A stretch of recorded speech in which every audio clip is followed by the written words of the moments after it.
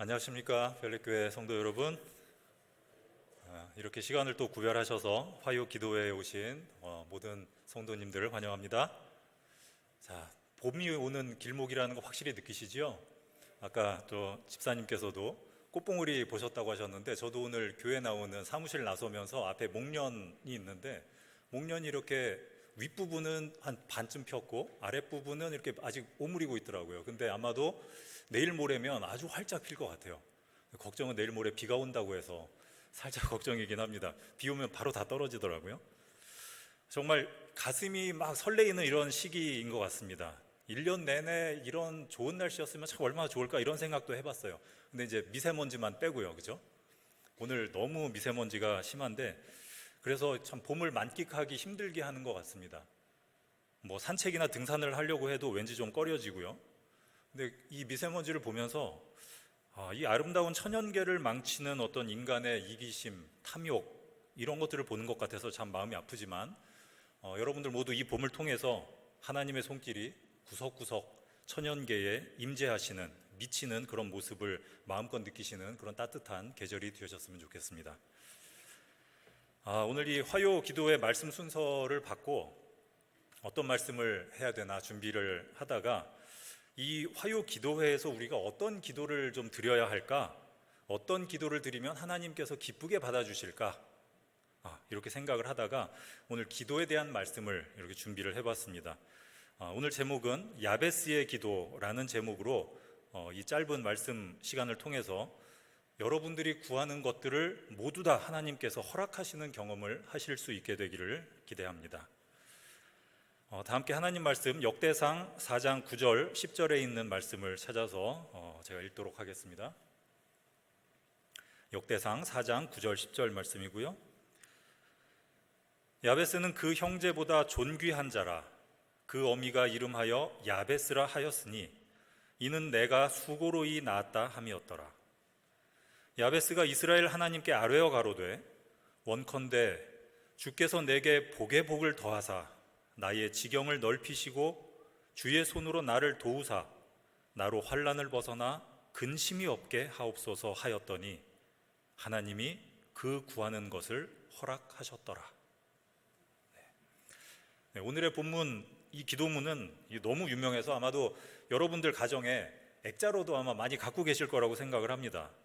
이 역대기에 나오는 야베스라고 하는 한 인물의 기도문입니다. 이 성경에는 이 야베스에 관한 정보가 딱 이 본문 한 절밖에는 없어요. 그럼에도 불구하고 이 딱 한 절짜리 기도문이 전 세계적으로 이렇게 인기를 누리는 데는 뭔가 이유가 있을 것 같습니다. 먼저 역대기를 좀 살펴보면요, 갑자기 이 야베스의 이야기가 왜 그 역대기 안에 들어갔을까? 이 전체적인 구성에서 보면 좀 상당히 의아합니다. 역대기 보시면 아시겠지만 이스라엘 족보로 가득 차 있어요. 특히 1장부터 9장까지 보시면 아담부터 시작해서 이스라엘의 족보가 계속 나오고요, 옛날에 그 근처 왕들의 역사들이 빼곡하게 이렇게 기록이 되어 있습니다. 아마도 이 역대기 성경 통독하실 때는 아마 여러분들이 제일 읽기 힘든 장이 아닐까 싶어요. 그래서 아마 뭐 건너뛰시거나 또는 뭐 속독으로 빨리 넘어가는 그런 장이 아닐까 싶습니다. 역대기에 이렇게 지겹게 나오는 이 족보의 목적은 사실 단순하게 인간의 역사를 나열하고자 함이 아니었고요, 하나님께서 여전히 자신의 백성을 잊지 않으시고 또 그들을 통해서 역사를 이어가고 계신다라는 것을 사실 보여주고 있습니다. 이 역대상 4장에 야베스의 이야기가 나오는 건데요, 이 야베스의 기도가 나와 있는 4장을 보시면 거기에도 역시 뭐 누구의 자손은 누구고 누가 누구를 낳았고 누가 누구의 성읍은 어디에 있고 이런 내용만 사실은 가득합니다. 4장 전체예요. 스토리라고는 전혀 없습니다. 그런데 이런 문맥 가운데서 어떻게 보면 상당히 뜬금없게 오늘 본문인 이 한 인물에 대한 간략한 설명과 함께 이 기도문이 이렇게 실려 있는 겁니다. 저자가 이 야베스 얘기를 왜 역대기에다가 넣었을까? 이렇게 생각을 해보면요, 당시에 역대기를 읽는 독자들이 누구였냐면 이 바벨론 포로 생활에서 귀환했던 그 백성들이었습니다. 바벨론에서 예루살렘으로 돌아왔지만 그들은 포로 생활에서 돌아온 그들의 삶은 여전히 힘겨웠고 또 미래는 암울하게 느껴졌을 수도 있습니다. 그런 상황에서 이 역대기 저자는 백성들이 좀 본받아야 할 인물, 그런 모델이 좀 필요했을 것으로 생각이 되고요. 그래서 이 야베스의 이야기가 역대기에 포함되지 않았을까 추측을 해봅니다. 야베스가 그렇게 특별하게 사람들에게 여겨졌던 이유가 무엇일까요? 우리는 이 본문에서, 오늘의 이 본문에서 그에 대해서 알 수 있는 몇 가지 정보가 있습니다. 먼저 저 9절에 밑줄 친 부분을 보시면 야베스는 존귀한 사람이었다라고 나와 있죠. 또 야베스 어머니가 그를 어떻게 낳았다고요? 내가 수고로이 낳았다라고 말하면서 그의 이름을 지어줬는데, 이 수고로이 낳았다 이 말은 뭐냐면 야베스가 아마 태어날 때 뭔가 특별히 아주 극심한 고통 속에서 또는 어려움이 있었다는 것을 시사하고 있습니다. 그래서 야베스 이름을 뭐라고 지었다고요? 히브리어로 슬픔, 고통이라는 그런 뜻의 이름을 지었습니다. 야베스에 대한 설명이 저게 전부입니다. 어떻게 보면 야베스는 태어나면서부터 고난과 어려움의 상징으로 여겨질 수밖에 없는 그런 불행한 인물이었던 것 같습니다. 이름부터가 우리나라 이름으로 따지면 최슬픔, 이 고통, 이런 이름이라는 거예요. 그럼에도 불구하고 9절의 첫 부분에 그를 뭐라고 얘기하고 있습니까? 존귀한 사람, 귀중한 사람이라고 성경이 이렇게 표현을 하고 있습니다. 그 이유가 뭘까요? 이 불행의 상징이 될 수도 있었던 이 한 인물이 어떻게 존귀한, 이 귀중한 사람으로 사람들한테 각인이 될 수 있었을까요? 야베스는 바로 기도하는 사람이었기 때문입니다. 단순하게 기도하는 사람이 아니고요. 본문 10절 후반부에 보시면 저 제일 아래 밑줄 보시면 다음과 같이 기록하고 있습니다. 하나님이 그가 구하는 것을 허락하셨더라. 하나님이 그가 구하는 걸 어떻게 하셨다고요? 허락하셨다고요. 이렇게 성경이 기록하고 있는데요. 그가 하나님께 드렸던 모든 기도들이 하나님 앞에 응답받았다는 것입니다. 여러분 너무 부럽지 않습니까? 그렇죠? 그렇게 부러우면 어떻게 해야 될까요, 우리가? 야베스 같이 되려고 뭔가 좀 노력을 해야 되겠죠. 야베스가 어떻게 했나 살펴보고 좀 따라 해야 되겠죠. 그죠? 그래서 우리는 이 시간에 야베스의 기도를 살펴보면서 우리 역시 이 기도를 통해서 야베스처럼 이렇게 존귀한 사람, 귀중한 사람, 또 응답받는 기도를 하는 우리 모두가 되었으면 합니다. 그리고 야베스가 누렸던 그 축복을 우리도 이 세상을 살아가면서 마음껏 누리게 되기를 간절히 바랍니다. 지금 보시는 부분은 기도문 부분만 딱 정리를 해놓았는데요. 오늘 예배가 마쳐질 때쯤에는 우리 여기는 모두가 이 말씀을 좀 외울 수 있으면 참 좋겠습니다. 딱 보시면 아시겠지만 야베스 기도는 이렇게 네 부분으로 이렇게 나뉘어 있다는 것을 살펴볼 수 있습니다. 그러면 먼저 첫 번째, 주께서 내게 복에 복을 더하사, 첫 번째 부분 보시겠습니다. 복이라는 게 과연 뭘까요? 복이란 말을 제일 많이 쓸 때가 언제입니까, 여러분? 그렇죠, 새해, 설날, 그렇죠? 설날 세배 드리면서도 새해 복 많이 받으세요 이렇게 인사하고, 또 문자로도 무수하게 새해 되면 한 수십 분에게 막 문자 보내지 않습니까? 새해 복 많이 받으세요. 근데 그 복이라는 것이 세배를 드리는 사람이 자기가 갖고 있는 복을 다른 사람에게 주는 걸까요? 아니죠. 내가 갖고 있는 복을 드리는 게 아니잖아요. 그죠? 사람이 줄 수 있는 게 아니라는 겁니다. 내가 갖고 있는 복을 주는 게 아니죠. 성경에서 말하는 복이라는 것은 사람의 힘으로는 얻을 수 없는 그런 초월적인 힘을 얘기하고 있습니다. 우린 이걸 다시 표현한다면 뭐라고 표현할 수 있을까요? 은혜라고 표현할 수 있겠습니다. 그 은혜라는 건 누구에게로부터 나옵니까? 하나님만이 주실 수 있는 놀랍고도 무조건적인 은혜의 선물이 바로 복이라는 것입니다. 이 야베스는 그 복을 베풀어 주실 것을 이렇게 간절하게 지금 기도를 하고 있는 것입니다. 결국 복은 내가 어떻게 할 수 있는 것이 아니니까 이게 나에게 초점이 맞춰져 있다기보다는 누구에게 초점이 맞춰져 있는 겁니까? 우리를 향해서 갖고 계신 하나님의 뜻과 목적에 그 초점이 맞춰져 있는 거라는 것입니다. 그래서 우리의 기도가 혹시 우리의 뜻에, 나의 뜻에 초점이 맞춰져 있는지, 혹은 하나님의 뜻에 초점이 맞춰져 있는지를 우리가 돌아봐야 할 것입니다. 내가 생각하는 복하고 하나님이 생각하는 복하고 같을까요? 다를까요? 우리가 생각하는 복은 주로 이런 것일 수 있어요. 뭐 병이 낫는 것일 수도 있고요. 뭐 돈을 많이 버는 것일 수도 있고, 또 좋은 직장을 구하는 것일 수도 있습니다. 말 그대로 내가 현세에서 원하는 그런 것들입니다. 물론 하나님이 이런 것을 주기도 하시죠. 근데 이런 걸 항상 주시나요? 우리가 달라고 할 때마다 꼬박꼬박 다 주셨을까요? 직장이 없어서 직장 달라 그러면 직장 주시고, 또 돈 없어서 돈 달라고 하면 돈 주시고, 그러나요? 그렇지 않죠. 어떤 때는 뭐 주시는 것 같고, 어떤 때는 또 안 주시는 것 같기도 하죠. 근데 여러분 생각해 보시면, 예수님께서 이 땅에 우리에게 돈 주러 이 땅에 오셨을까요? 우리 취직시켜 주려고 이 땅에 오셨을까요? 그렇지 않습니다. 하나님의 아들 그리스도이심을 알게 하기 위해서 예수님은 이 땅에 오셨고요, 우리한테 영원한 생명을 주시기 위해서 이 땅에 오신 겁니다. 그게 목적이에요.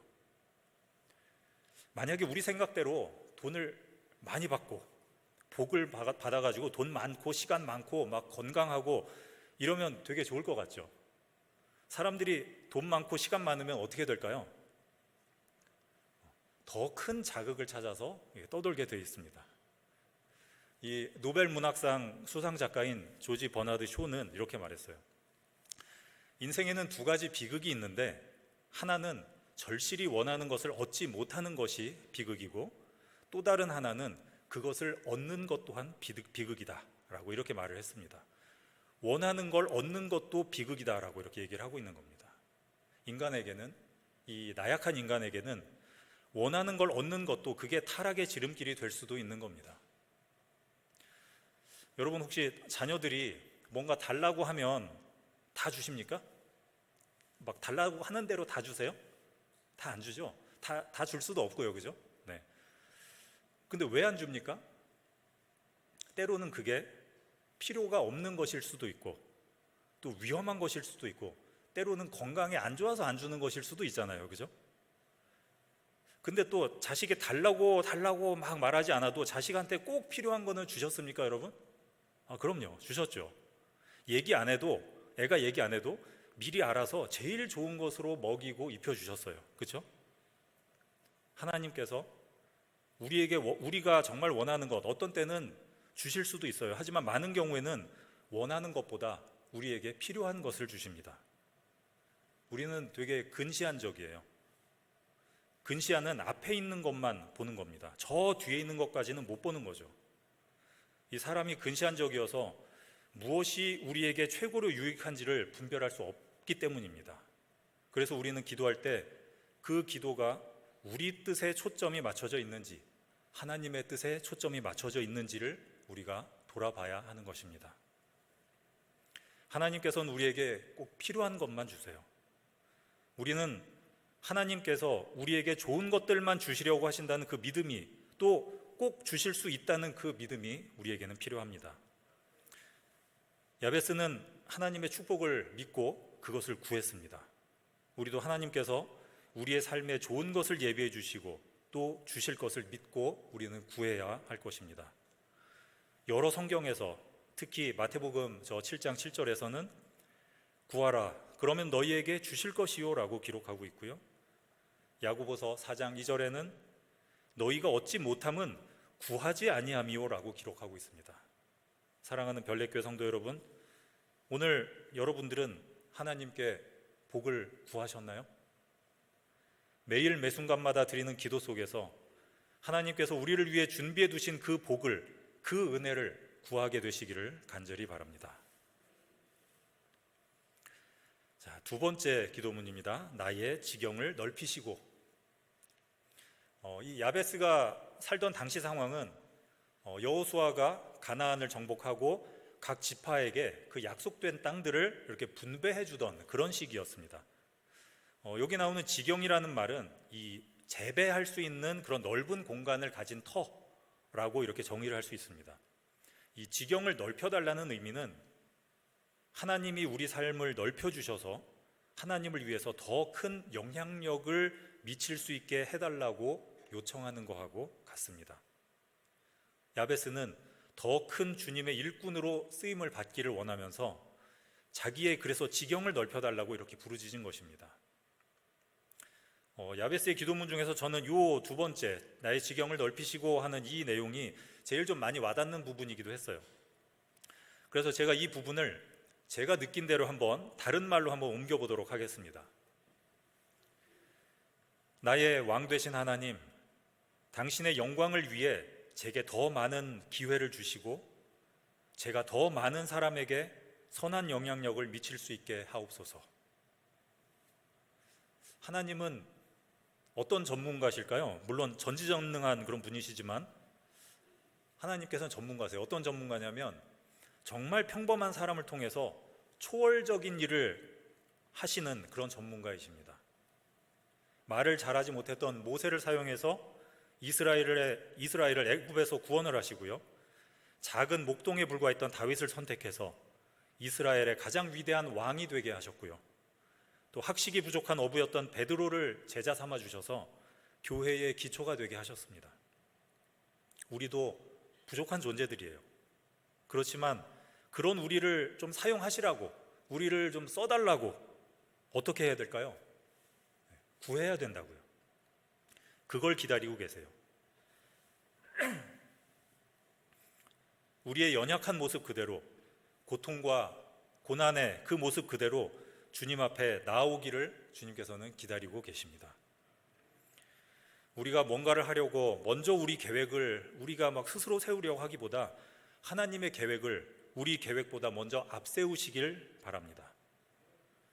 우리가 그렇게 할 때 하나님께서는 우리의 삶에 또 우리의 일에 직접 개입하실 것입니다.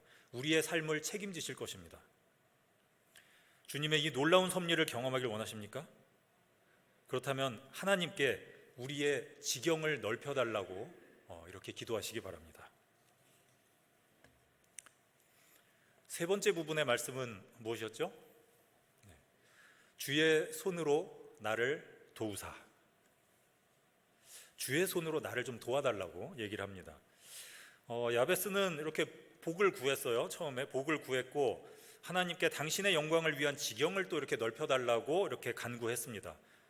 그리고 뭐 정확하게 기록에 남아있지는 않지만 하나님께서 그의 기도를 허락하셨다는 말을 통해서 봤을 때 그가 아마도 감당할 수 없을 정도의 하나님의 은혜를 받았고 그래서 많은 사람들에게 하나님의 영광을 드러내서 그의 지경을 넓혔을 것이라고 생각할 수 있습니다. 그런데 갑자기 주의 손으로 나를 도우사라고 이렇게 기도를 하는 것이에요. 주의 손이라는 단어가 사도행전 11장 21절에도 이렇게 기록되어 있습니다. 주의 손이 그들과 함께 하심에 수많은 사람들이 믿고 주께 돌아오더라. 여기서 주의 손, 하나님의 손은 하나님의 백성들 속에 살아계시는 하나님의 임재와 능력을 나타내고 있습니다. 이 야베스의 이 세 번째 이 간절한 기도는 하나님께 영광을 돌리고 또 하나님의 뜻이 이루어지도록 하나님께 능력을 구하는 그런 기도인 것입니다. 이 야베스는 함께 하시는 주님의 손길이 없어서는 안 될 것이라는 것을 확신하고 있기 때문에 주님의 도우시는 손길이 없는 삶은 생각조차 할 수 없었던 것입니다. 여기서 우리가 좀 기억해야 될 중요한 부분이 있습니다.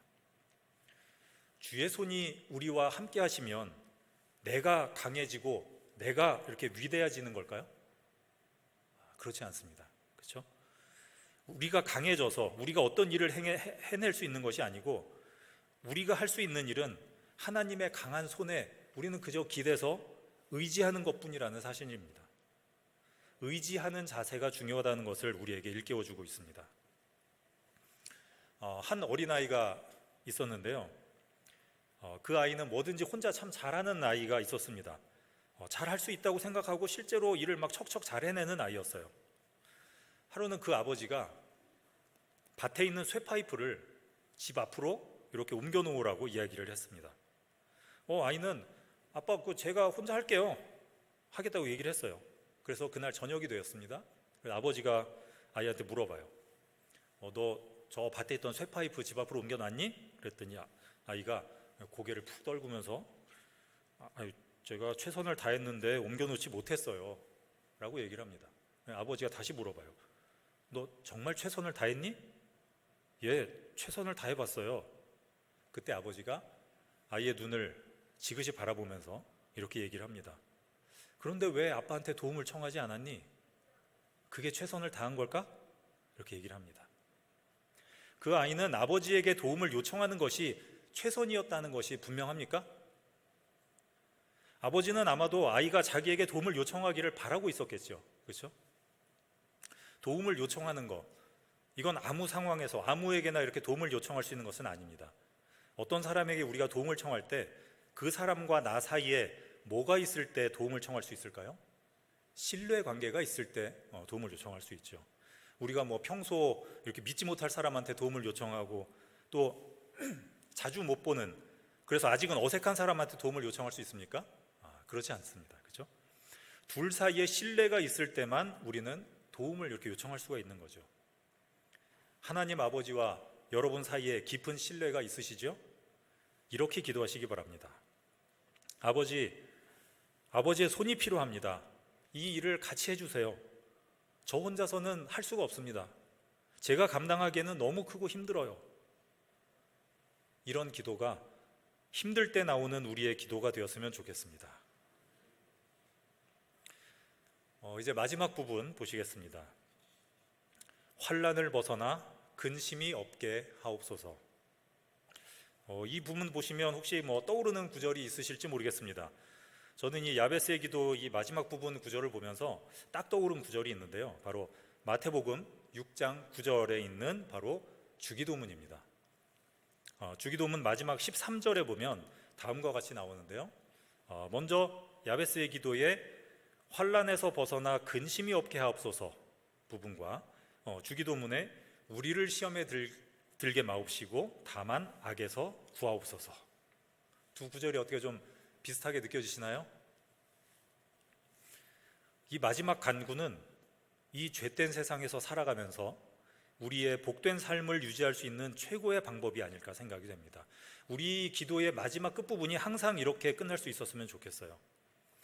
우리가 아무리 하나님 뜻대로 바르게 산다고 해도 환난과 시련이 때로는 우리를 위협할 때가 분명히 있을 것입니다.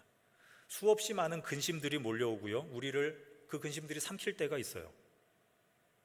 특히 우리가 하나님께 기도한 대로 우리 지경이 또 크게 넓어져서 엄청난 축복을 받게 됐을 때, 그때 또 우리는 쉽게 하나님을 잊어버릴 수도 있습니다. 마치 내 힘으로 내가 이걸 다 해낸 것으로 이렇게 착각할 수도 있습니다.